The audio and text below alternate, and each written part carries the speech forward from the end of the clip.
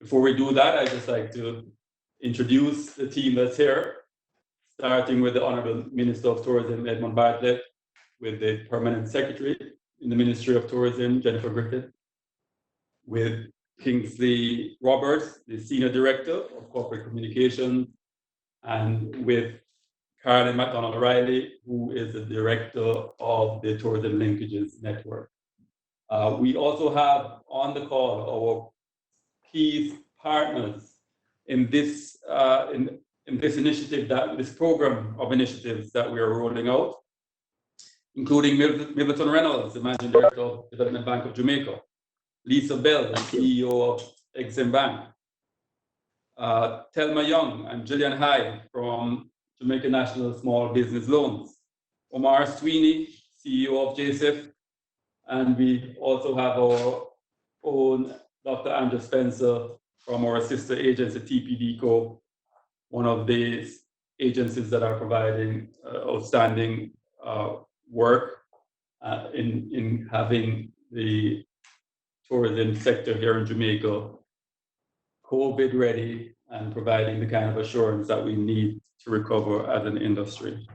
So we would have ensured there are protocols to keep Jamaica safe, and we're now ensuring that there are resources to allow our stakeholders in tourism to become COVID ready as we reopen further and further the tourism industry here in Jamaica. Without further ado, I will just welcome everybody who's watching on Facebook and YouTube, and to now turn over to the Minister of Tourism for his remarks and his presentation. Thank you very much, Dr. Wallace. Good morning, everyone, and thank you for joining us today. Good morning, The world as we know it has changed significantly due to COVID-19. The pandemic has not only halted operations, but has forced humanity as a whole to find new and creative ways to live and ultimately survive. And I'd like to add, thrive. In that regard, we all have a unique shared experience with this novel disease, which I believe will allow us to work together to create a path to recovery and resilience. So confirmed COVID-19 infections worldwide have already surpassed 12 million. Given its global impact, the pandemic continues to negatively impact many lives and livelihoods. Economies are grappling with decline in every sector, with tourism set to lose much of its projected earnings. From a recent report published by Untitled, it is projected that the world tourism sector could lose at least $1.2 trillion or 1.5% of global GDP, having been placed at a standstill for nearly 4 months. Here in Jamaica, it is projected that the country stands to suffer the greatest economic fallout. In fact, we head the list of all the countries in the world that are tourism dependent as having estimated to endure the steepest decline. So with an estimated decline of 11% of GDP for Jamaica, we find that we are also looking at a 22% decline in employment. And this is only, of course, for the first 4 months of COVID. I understand also that the projections show that if COVID continued for 8 months, it would be $2.2 trillion that the world would lose. And indeed, if it went for 12 months, it would be 3.1 trillion.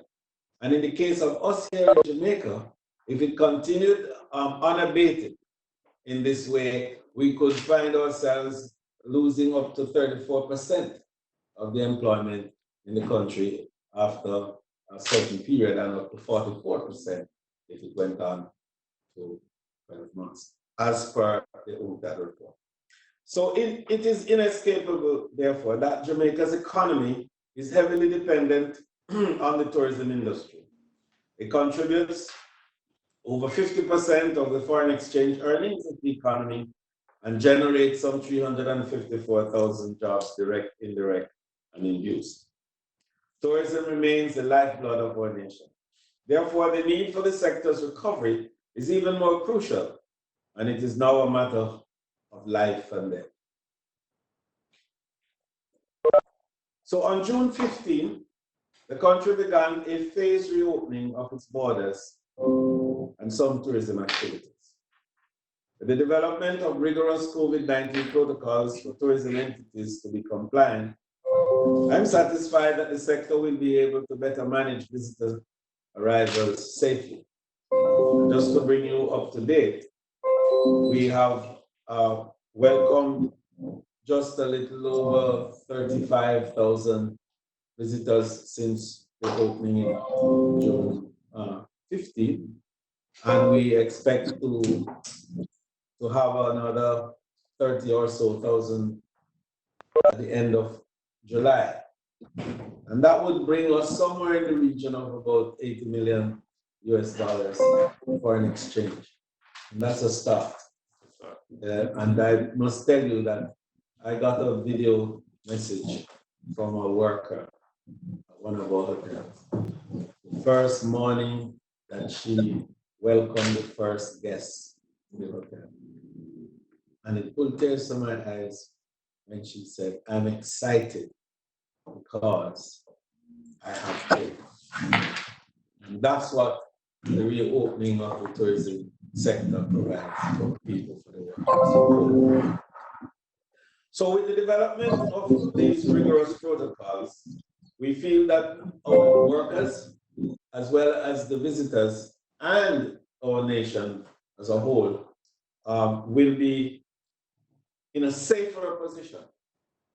Managing this risk as we are, we can't be absolute in terms of whatever we say, but we all manage the risk together, and we do what is necessary to minimize and mitigate and to ensure that we all remain safe and healthy. As part of these protocol measures, there will be periodic review based on data and science to ensure our processes are safe, seamless, and secure.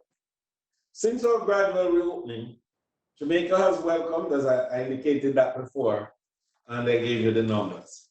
These numbers highlight the stark reality of how COVID-19 is impacting tourism and points once again to the importance of the sector recovering to ensure our economic survival. To safeguard our most important resources, our workers, we developed, through the Jamaica Center of Tourism Innovation, a COVID-19 training video that highlights the health protocols they are to follow on a daily basis while they commute to and from work. For some of our vulnerable tourism workers, we also distributed 10,000 masks to help them stay safe and reduce the risk of spreading the disease. Globally, small and medium tourism enterprises play a major role in most economies, particularly in developing countries. Here in Jamaica, our tourism sector is dominated by a vast network of SMTEs, including artisans, craft vendors, attractions and tours, importation, transportation, beauty shops and textiles, duty-free stores, restaurants and eateries, bed and breakfast, and farms. This vast network of SMTEs constitute the backbone of the sector, contributing significantly to the authenticity and quality of the tourism experience and enhancing destination competitiveness. SMTEs also play an integral role in helping us to retain higher earnings on each dollar on the supply side by strengthening linkages. Unfortunately, this very important group has been significantly displaced by COVID-19. In fact, data has shown that the small and medium tourism enterprises have recorded fallout of an average of $2.5 million each. And remember, these are small micro entities. These are the the street food people, these are our vendors, and these are the small farmers in the rural parts who deal with the farm-to-table supplies, the organic foods, and so on. So these are our real bread and butter experience drivers, because they are the ones who make the experience that the visitor leaves the hotel to go out and to consume. So our SMTE will play, however, a vital and critical role in the recovery of tourism by helping to avert further unemployment and by stimulating economic activity through the various subsectors. To do this, however, we recognize that they will require more support. This is why the Tourism Enhancement Fund has collaborated with key partners to create several initiatives geared towards helping the SMTEs retool and rebound. The support to the small tourism properties, the TEF will provide 500 tourism protective kits. And the kits will include these gadgets we have here, temperature gun, as we call it, sanitizer, and of course, a garbage disposal bin. And of course, with these decals, which will make the story very clear. Please stay 6 feet away. And that's about physical distancing. The kits value at over $30,000 each will include 2 touchless garbage bins, as we indicated, 2 touchless hand sanitizer dispensers, and 2 infrared thermometers, which we just showed. The value of the 500 kits amount to some $15 million. So we are putting $15 million to enable 500 small properties across Jamaica to have these what we call COVID security equipment. So we are also partnering with a number of multilateral and local entities to augment and add to the ability of the small and medium tourism enterprises to survive and to function and to recover quickly. And one of those entities that we are partnering with is the World Bank through the Jamaica Social Investment Fund on a project that is dubbed Ready 2. Now, Ready 2 is the second of a community development project funded by the World Bank. Ready 1. You hear me saying reggae? Maybe reggae should be involved. But Ready 1 was concluded successfully, and it enabled a number of small farmers in the rural parts to be able to supply in the tourism industry. And now we are looking at a second phase of this project that now will embrace more of the entrepreneurial type and will cover the small and medium enterprises. So as part of the project of our COVID response, $100 million will be allocated for PPEs, training, funding, also for monitoring officers, communication, manuals, technical capacity building, and licensing. And I wanted to make this point because we are insisting that the entities, small and large, micro and mini, must all be COVID compliant. That is to say, they must all have these equipment and gadgets that we're talking about, which ensures the health security of everyone who uses those, locals as well as visitors. And therefore, this loan arrangement, or this grant, in fact, the 100 million is going to be in that context of a grant to provide the support to these small enterprises. Now, secondly, now there is a small and medium tourism enterprise loan facility. And this is what we're going to talk about now. So through the Jamaica, the Development Bank of Jamaica, it used to be JBD at one time. DBJ now, right? They just turned it around.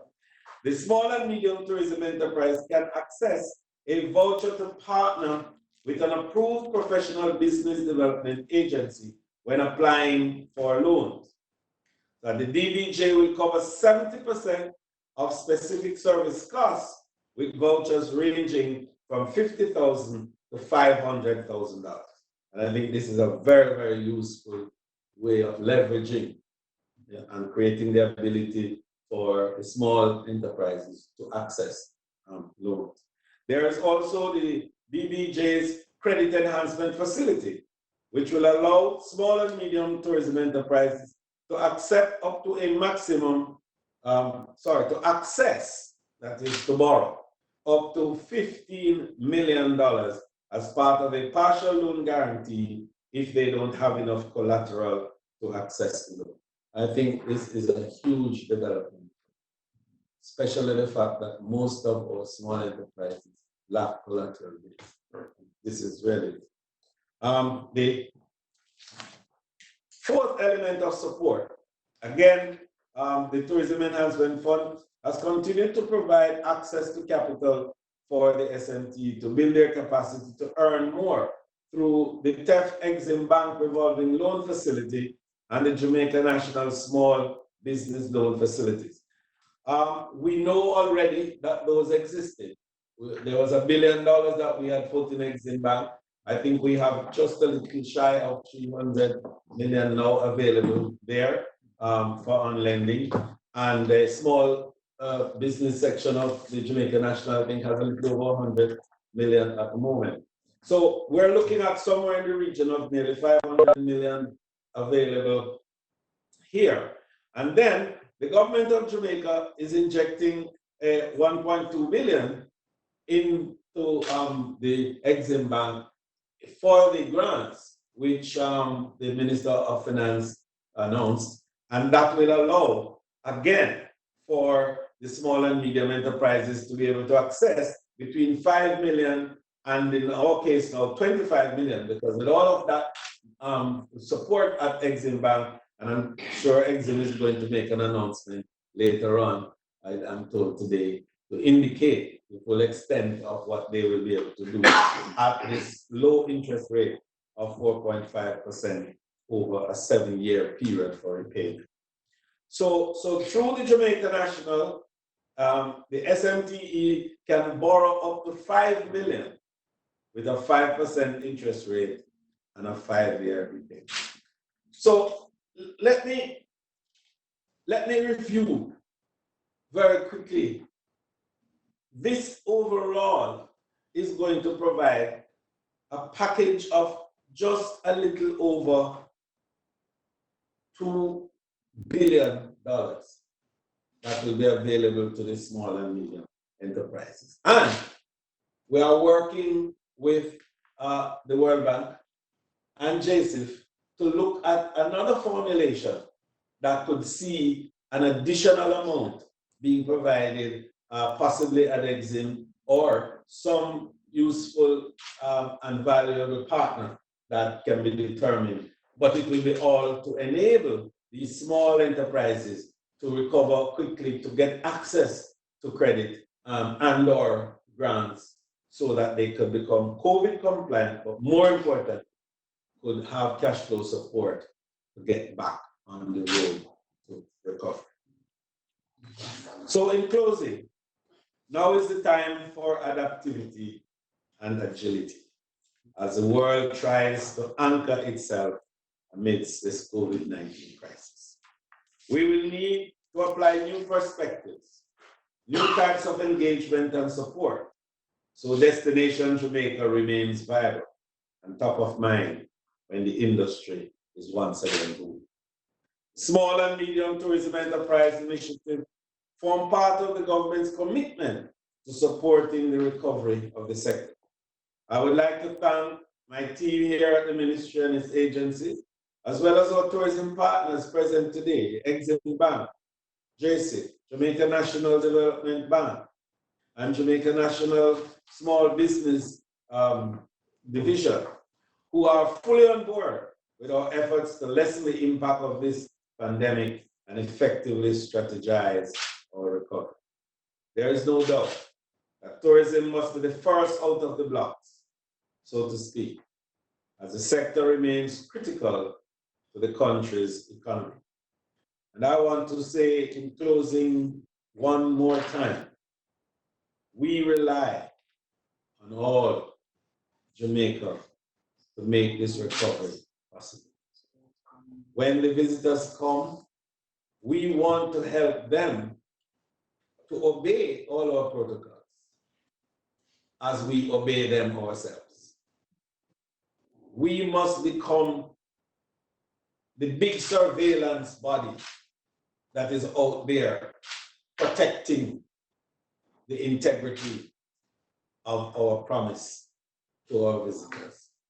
But the more important thing in all of this is that we must be our own protectors of the values that we have been putting forward, and more importantly, the protocols that the Ministry of Health has been putting forward and indeed has been trying to enable us to comply. So thank you all for sharing this information session with us. And we hope that these small steps that we're taking to recover the industry will bear fruit, and that Jamaica will have as quick a recovery as is possible, given the fact that we're still searching to find a vaccine and still searching to find the ultimate cure for this disease that has ripped the world apart and really has caused humanity to change drastically. Thank you. Thank you, Minister. We are going to have a few remarks from our partners on the program, and thereafter we'll have some response from Omar Robinson, the President of JHTA, who I'd like to acknowledge as well. And we'll also have some question and answers at the end. So without further ado, we'll go into the remarks from our partners, and we will begin with Lisa Bell from Exim Bank, the CEO of Exim Bank. She will pass on from online platform. Yes, I'm here. Can you hear me? Yes. Yes, we can hear you. All right, you're hearing me. Thank you very much, Dr. Wallace. Minister, I know PS, we are very pleased to be able to partner with the ministry on its initiatives, this path to recovery. I agree with everything you've said, Minister. It is imperative that we get this sector back based on its contribution to the economy. Exim Bank already, as you know, has a facility, and we have already been able, through your efforts and our efforts, to extend some relief to those SMTEs, moratorium on payments, as well as restructuring loans over from a 5-year to a 7-year period, and we're already seeing where that has provided relief. I think this added initiative of us being able to provide financing so that they can become COVID compliant is very important in getting the industry ready, and coupled with the grant program, I'm very hopeful. I am very hopeful. And, you know, they say that after every period of crisis, there is a period of transformation and innovation and change. And I'm hoping that after, you know, shoring up our SMTEs, we'll see a new and renewed energy in this sector. So I'm very hopeful. And as I said, Exim stands ready to provide the financing that all of these SMTEs will require. Very good. Thank you, Lisa Bell, CEO of Exim Bank. And we will now ask Milverton Reynolds, who is the Managing Director of the Development Bank of Jamaica. Milverton, are you there? I am very much here. Are you hearing me? I'm here. I'm seeing you as well, yes. Okay. Well prepared. Good morning. Good morning, Minister. Morning. Dr. Wallace, PS, other members there with you, Minister. I think today is really a great day for the tourism sector. And just to say that, I think you all know that our role at the Development Bank of Jamaica is to facilitate economic growth and development by providing innovative financing and indeed capacity building technical assistance to the MSME sector so that they can, grow and thrive. So we are indeed very pleased to be associated with this project, Minister. And I just want to highlight two products. You have already touched on them, but I think I need to just say a little bit more. The credit enhancement facility that you mentioned, Minister, is one that we believe has the potential to be of tremendous assistance to the small and medium-sized enterprises in the tourism industry. Recently, we revamped this particular facility, and with the help of the World Bank and the IDB, we were able to bring in additional capital of some $3.8 billion to support this credit enhancement facility. We have also made some changes, and Minister, it's not $15 million. Small and medium-sized enterprises can now borrow up to $30 million. Over 10 years. Over 10 years. Over 10 years. Yes, and we recognize that most of the entities in this sector, their major challenge, they have a viable business, but their major challenge when they go in for financing is that they don't have sufficient capital. So we feel that this credit enhancement facility, which we have revamped, which makes it really simple for small and medium-sized enterprises to access the financing. It's all done on an electronic platform. So it is really quite simple for them to access, and they can, it goes up to 10 years. We believe that this can be a tremendous assistance to the small and medium, the micro, small and medium-sized enterprises. And as I said, we have more than sufficient capital. So really and truly, there should be no reason why a viable business in the sector should not be able to get the financing that they need. And just to add one other little thing, for smaller loans of up to $10 million, we are prepared to guarantee 90% of that amount as well. And just to quickly move on, the credit enhancement to the voucher for technical assistance, which you mentioned, Minister. This again is a product which we believe can be of tremendous assistance to the sector. We know that a lot of these businesses, as they are getting back on their feet, they're going to need financing, but many of them don't have the necessary, they may need financial statements, they may need a business plan, they may need a marketing plan. The voucher for technical assistance is a product which will enable them to be able to retool, to build the capacity that they need. And the services that are covered is a wide range of services. As I'd mentioned, marketing, business development, accounting services, financial statements, they can access. And again, this is really quite simple. It's done on an electronic platform. So a small business can go on our website and log on and select the product that they need. As you mentioned, Minister, it goes $200,000, which I believe should be sufficient for most small businesses for whatever product. And in special circumstances, $500,000. We have approved some 30 business advisories that will work with the small and medium-sized enterprises to help to build back their capacity, to get them back into business, to continue to expand and to grow. And as you have said, Minister, indeed, to thrive as well. So again, just to say how really pleased we are at the Development Bank to be part of this initiative, and we will work with our partners to ensure that the industry truly get back on its feet. It's such an important industry for the people of this country. Thank you. Thank you, Milton.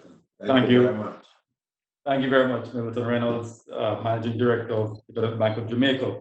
We will now go to Gillian Hyde, who is the General Manager of Jamaica National Small Business Loan. Gillian. Good morning, Minister, and morning, Dr. Wallace, and morning to the rest of our participants. It's really wonderful for us to continue on the path with the Minister at this time and the entire tourism sector, such an important sector to national development, and JN Small Business Loans has not been a stranger. To date, we've been able to disperse just about 900 million to the sector, using that very special program, which we refer to by our 5x5x5 program. It really allows each of our members to access 5 million at 5% for 5 years. And so we really look forward to using this special program as an opportunity to help our stakeholders to get back on their feet, to ensure that they are compliant and to ensure that they have good cash flows to support. As we look over the last couple of days and weeks, we see that persons are eager to get back to Jamaica, eager to visit our country. And we really, really want to ensure that we support particularly our micro and small entrepreneurs that are a little bit more at risk by ensuring that they can implement all the measures that are necessary so that our visitors from all across the globe can really come and enjoy what Jamaica has. So we continue to partner with PBCJ, Exim, etc. So on top of the program I referenced, we also have a whole suite of other programs that we're also able to support and to access the very important CEF that Legaton referred to ensure that our stakeholders can access the funding that they need. To date, we continue to restructure the loans that we have in the sector to ensure that persons are able to access the moratoriums that will allow them some time to really get back on their feet. And so we really look forward to continuing to partner with you, and we congratulate the ministry and the government as they continue to really maneuver a very challenging time, but one filled with lots of opportunity, and we are happy to be a part of that. So thank you, Minister, and thank you. Over to you, Dr. Wallace. Thank you. Thank you very much, Gillian Hyde, General Manager of Jamaica National Small Business Loan. And I have not seen Omar Sweeney. I just wanted to hear the representative from JSIF that is on to bring greetings. Or if Omar, if you're there and I'm just not seeing you. A representative from JSIF, going once, going twice. If not, we will hear from Omar Robinson. If we can't get one Omar, we'll go for the other. President of JHTA, to bring greetings. I can see Wayne Cummings on, so I'm not sure if you're representing the President Wayne or if Omar is actually on. Morning, Dr. Wallace. Or Omar is on, yes. Yes, Minister Bartlett, P.S. Griffiths, Caroline McDonald Riley, our tourism partners, pleasant morning. So on behalf of the JHTA, I would like to express our sincere appreciation to the Ministry of Tourism, the Tourism Linkages Network, and of course the Tourism Enhancement Fund for these safety items, which I know will go a far way and will be beneficial to our tourism, our small tourism entities. At this time, these businesses are experiencing serious cash flow issues, so I'm sure that these items will greatly assist in their preparation for a safe reopening. These smaller tourism entities are the backbone of tourism, and they play a critical role in our tourism development. They contribute significantly to the authenticity and quality of the tourism experience, and they enhance destination competitiveness and also contribute to an enhanced brand image. Minister Bartlett, you also mentioned a suite of financial assistance to be made available to these small and medium-sized tourism entities to help them recover during these challenging times. So the continued support for these entities is welcomed, and I am sure will be greatly appreciated by them. Once again, thanks for the support to this important subsector as we work to build destination assurance. Thank you. Thank you. Thank you very much. And Omar, one last check if you're there. Omar Sweeney from JSF. If not, then we will go to the question and answer section, Minister. Okay.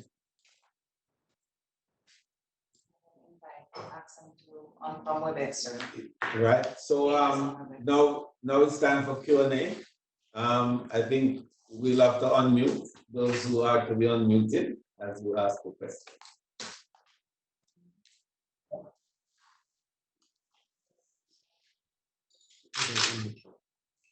All right, in the meantime, sir, on Facebook, the recurring question relates to attractions.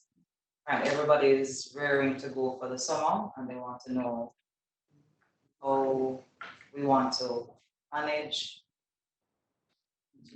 Okay, well, just to say that, you know how we have been managing this crisis. Okay. We have a series of protocols established for almost every subsector, and we also have an algorithm that defines how we perform. And so we measure our management against those, and on a 2-weekly basis, we make decisions concerning how far we go, how much more we open, or in fact, if we have to pull back, or we pull back, as you noted the other day, when we opened the beaches, the public beaches, and it was abused a little bit, we had to pull back and then rearrange the security and so on to ensure that there was compliance. So attractions are along, of course, with entertainment and the other areas for review on the next round. Also on Facebook, sir, persons want you to relist what the kit includes. Right. The kit includes the touchless sanitizer, the thermometer, and the bins, touchless bin, as well as the decal, which gives a sense of social distance instructions. Yes, stay 6 feet apart. So primarily, this is what the kit will have. And every entity, over 500 entities, will be given. They're supposed to be touchless, you know, so they're right. Yeah. All right. Right. You want us to test to see if it works? All right, he's 35.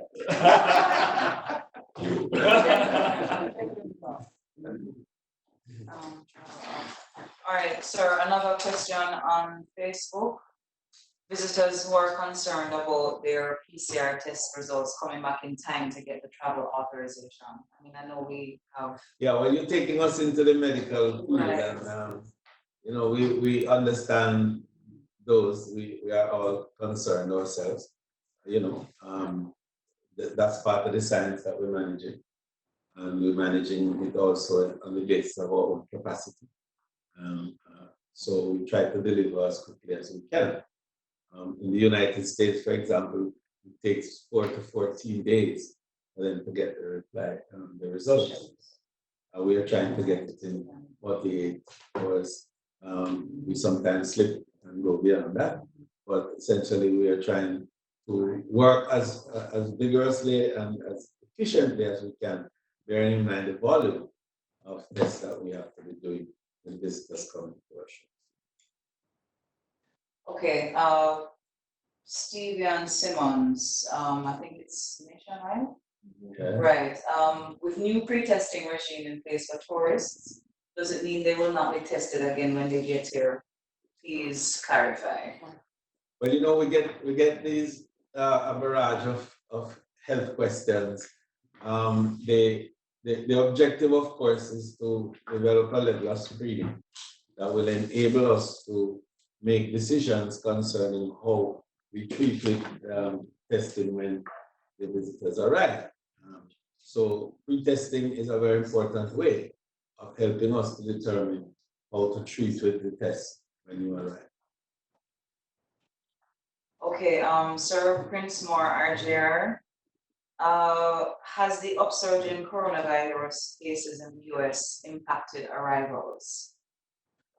Well, there's really no way to say it except that coronavirus has impacted arrival, full stop. And the whole world, in fact, tourism came to a halt as a result.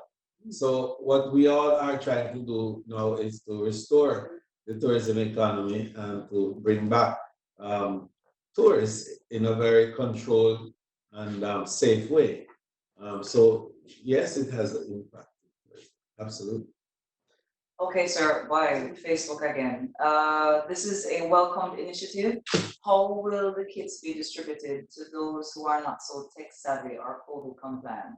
Well, the kits are going to be delivered manually, so we don't have to worry about technology here.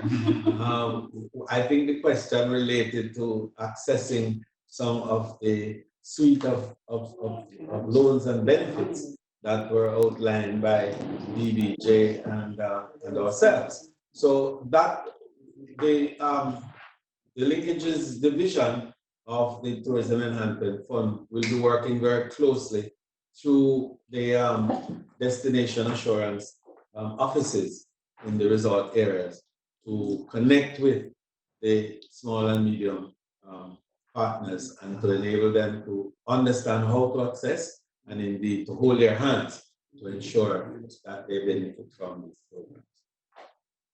Okay, sir, Prince Moore, RJR.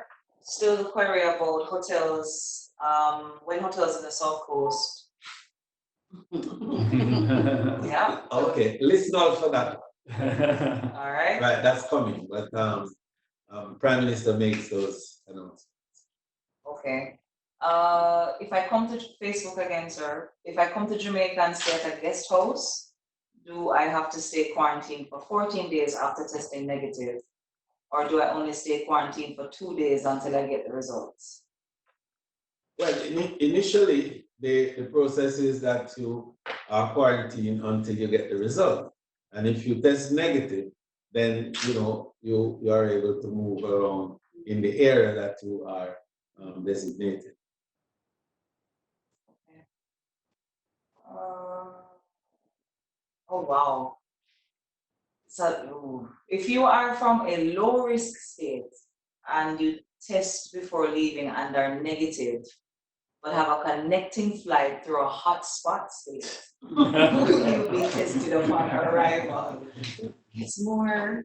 Well, let's put it this way. Remember what we said is that a pretest is to give us an indicator of what is the likely state and helps us when we make decisions as to who you test and who you don't test, bearing in mind the large volume of people who come through.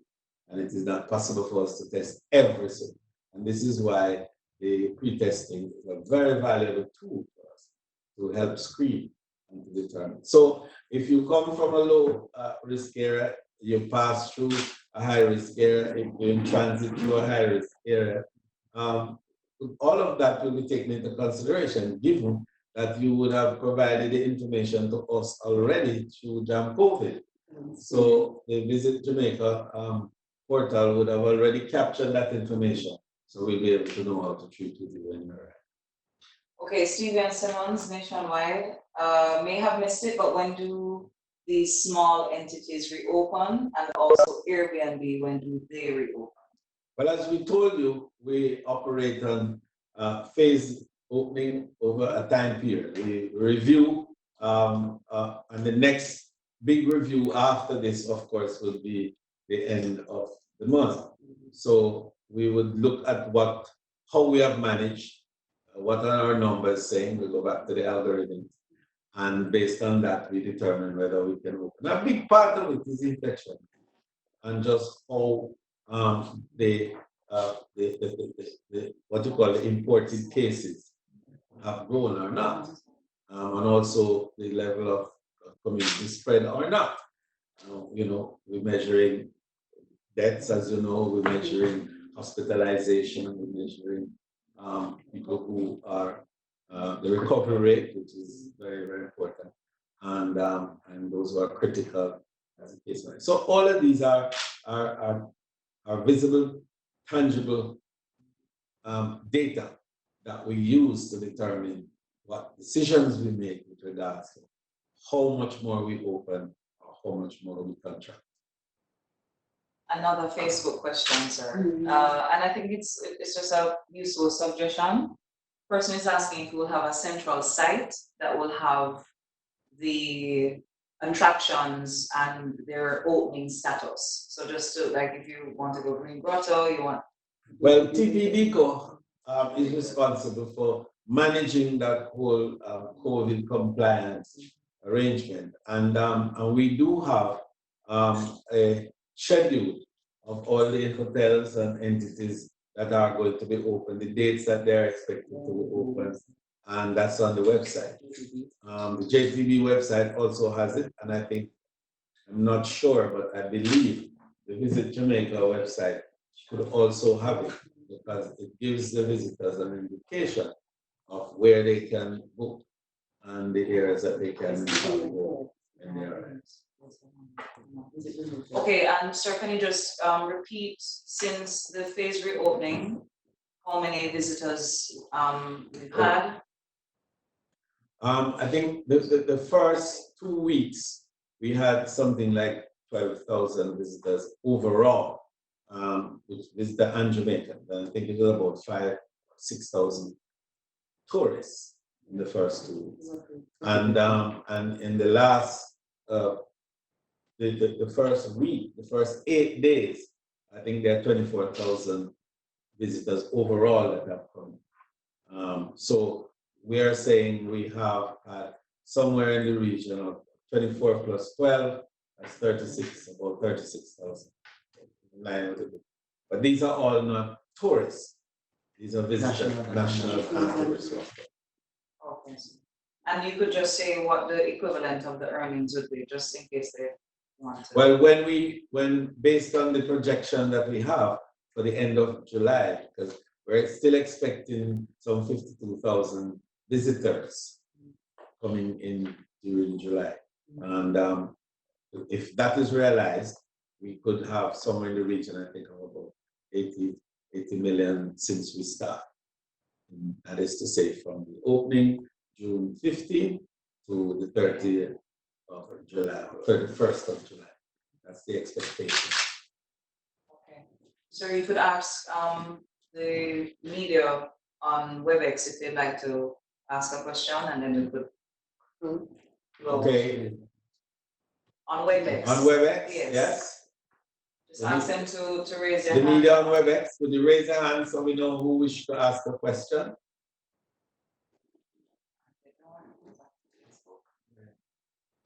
Okay. If you happen to be talking, you may need to unmute. Okay, sir, one final question from Facebook. Wondering about the air bridge from Canada. I have my own apartment in the Grill, but I only want to travel for 10 days. Will I have to stay in my apartment? Well, the discussion on the air bridge is ongoing. We haven't concluded a position yet. We will see how that, because I think it's that type of discussion also involves the state, country by country, not just tourism interest. A bigger. Good morning. Because it I've been has. trying to ask a question. Janet. Okay, hi Janet. Good morning, Minister. Good morning, all. Good morning. This question is to the bankers, or the financial institutions, rather. What will an entity need the kind of money that you're offering? What is it of securities that you're expecting from them, or is it that you're going to be a little more accommodating as a result of COVID? All right, Janet, can you repeat the question? I think we had a little technical difficulty there, hearing all of what you said. So can you just repeat the question? Question is to the financial institutions. Yes.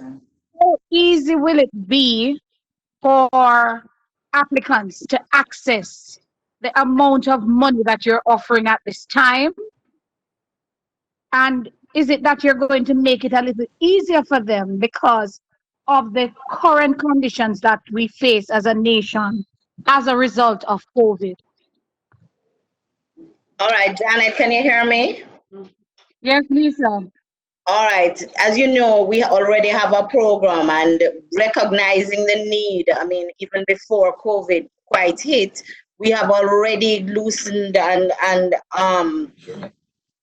made less stringent requirements for accessing funds. In fact, those entities who had loans on the books were given a 3-month moratorium, which has now been extended for an additional 3 months. And where facilities were given for a 5-year tenure, that has been extended to 7 years. So we've already loosened and relaxed some of the lending requirements. In addition, you will see today Exim is launching a new product called Exim Express, which is targeted at SMTEs, which is really a receivables financing product. It is going to allow SMTEs in a very short period, we're looking at a 7-day turnaround, to be able to get financing for their receivables. That and other programs, I mean, we recognize, we know only too well what SMTEs are facing. They've run out of cash, their financials, and quite frankly, requiring financials in the past really is not an indication of what is going to happen in the future. So we have had to use very creative ways and being very practical about how we assess financing. So to answer your question in short, we are relaxing those requirements because that is what is required for going forward in an environment where things are changing quickly. Thank you, Mr. Milverton. I think Milverton can, yes, Milverton. Yes. The answer to your question is yes. And if you look at what I just indicated with the credit enhancement facility, so a viable business can go into a financial institution, and if they don't have sufficient collateral, as I indicated, we will guarantee up to $30 million over 10 years, which will allow these businesses to get financing. In addition to that, those businesses that might need some help in building their capacity, as I had indicated, there are some 30 services that the DBJ will provide grant funding of up to $200,000 so that small businesses can get their, which will facilitate capacity development in these small businesses. And as Lisa had mentioned, we too have been, since COVID started, we also have extended moratorium, rescheduling, restructuring loans, etc. So yes, it is definitely a lot easier, or should be a lot easier, for those businesses that are viable, that need financing, for them to be able to access this financing. Minister, please give me a chance to just do a follow-up to that same question. Is it only tourism? It's not just, is it only tourism entities that you're offering these loans to at this time, or the entire, persons that are involved in business, small, medium-sized enterprises? Janet, the Exim provides lending to the entire productive sector. So it is not only tourism. We do have a special program for the tourism sector and all the linkage sectors in tourism. Because as you know, this sector is a super sector. And all of the linkage industries are actually eligible for funds under the special SMTE program. But we do provide funding, and we recognize the need is all SMT, and they struggle to recover.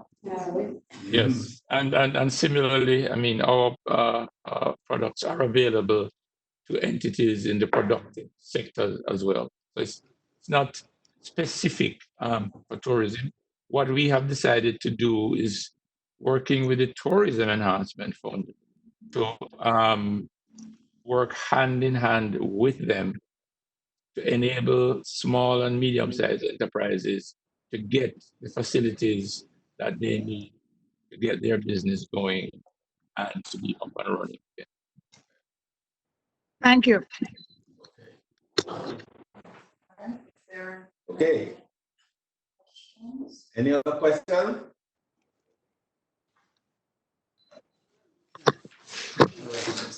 No. So I want to summarize by first of all indicating that this initiative that we've taken is to pull the resources that are available into a special pool of funds to enable the small and medium enterprise to have access and to be able to recover as quickly as possible and to have capacity to thrive after recovery. And I'm very pleased that the response from the agencies, as I indicated at the beginning, were very forthright and strong. And there is yet another response that we're working on that should come on board shortly, which could provide anything from about $20 million to add to this pool of funds that we have for the small and medium enterprises. Only yesterday, PS and I had further discussions with the entities that we're talking to regarding that. I want to make a further point on this because after the small and medium enterprises, there is a program, there's an initiative that is currently being put together to facilitate cash flow support for the larger entities. And that is being worked out now as we speak between some of our mega entities within the country. And I have tasked someone from the from one of the big investment companies to manage that exercise and to develop an instrument that will be able to respond to the cash flow situation as it relates to the larger entities, so that we could have an ability to use a term that is very well known to everybody, to clean up the balance sheet of some of our entities and to put them in a position where they can move forward with cash flow support through a special instrument. And that instrument is being developed, and I'll have more to say on that a little later on. But I wanted to get the point across that we are not interested only in saying the industry is opening up for visitors. We're saying that the industry is opening up for business. But we are saying something more than that. We're also saying that we are intent on resetting the tourism industry. And a big part of this exercise is to formalize the industry. Because all these small and medium enterprises are going to be made COVID compliant as a start. But the intention is that we all become licensed and under proper management. And the biggest way to reset this industry is to really clean up the informality that exists today and to bring everybody into the mainstream of the economy. And so this exercise is part of that. PS and I and the team here have been working on the reimagining of tourism. We started that before COVID. I think what COVID is doing now is giving us some new insights into how. In fact, what COVID is doing is to tell us what the tourism down the road may truly look like. And that has allowed us to rethink and to pivot towards what this new tourism might look like. And so we had discussions with our multilateral partners about funding that study that is going to put us in a position to truly reimagine tourism and to position us on the right path for growth and development post-COVID and with COVID. Thank you very much.